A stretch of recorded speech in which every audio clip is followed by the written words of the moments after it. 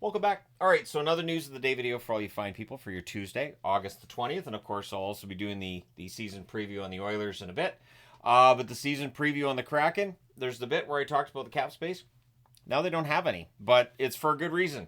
So we'll start off talking about the Oilers, though. Stan Bowman saying that not matching the offer sheets was about the short and long-term viability of the team as is.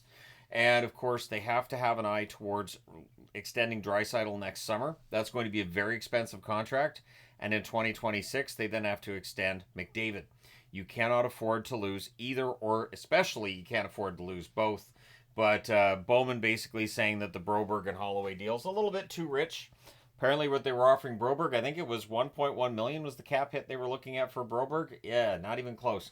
But again, for St. Louis, that's how you steal players. That's how you do it. You offer an amount of money to a player that their team will not match. That's the idea. You don't just sign those just so that those contracts are done. You sign it with the idea of poaching the player off the other team.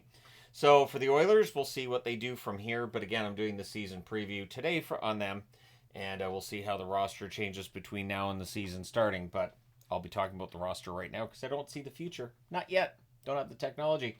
All right, so the reason I'm still wearing Seattle Kraken material and merchandise is because Matty Beniers has signed a 7-year extension, $50 million contract in total, $7.14 million cap hit. This is right around where I figure Raymond's going to come in and Seider probably for Detroit as well. Beniers had a bit of a down year this past season, but we know how good he can be at both ends of the ice. And clearly the Kraken betting on him having a bounce back season, so that contract is done.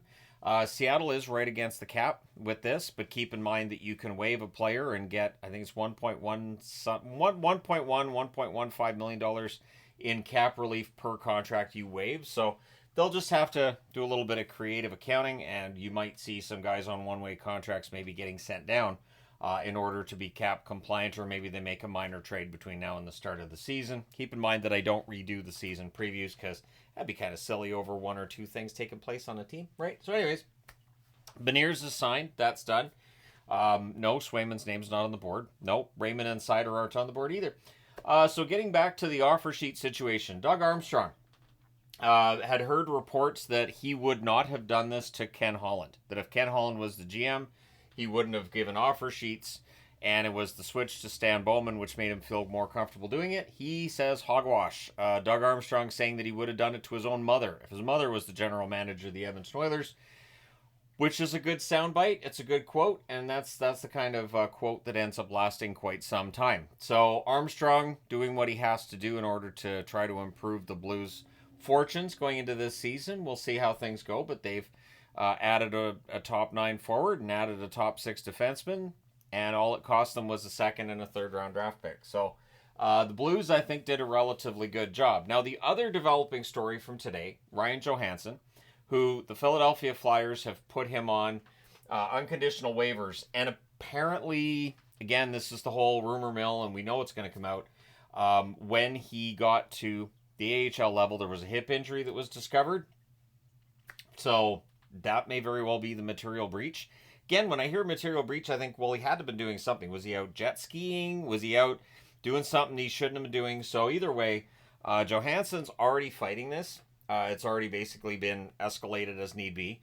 And the NHLPA has already released a statement saying that they are reviewing the matter. So both the unions involved, the player's agent clearly not happy, the player not happy. In these situations, very often we see a negotiated settlement between the player and the team.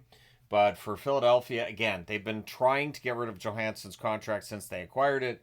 And I think they figured they had found some way to get rid of it. But I do wonder what other players are going to think about, treating, maybe they might see it as treating Johansson unfairly. But let me know your thoughts. Johansson would have been on LTIR all this season anyways. The expectation was he was not going to be healthy enough to play. So let me know your thoughts. Don't forget to hit like and subscribe in the event you've not done so already. Thank you guys so much for all your support. It's nice to see things happening in the hockey world again because the numbers were really low for a while there. But yeah, now the hockey world is moving yet again. So thank you guys so much for all your support. I will talk to you again soon.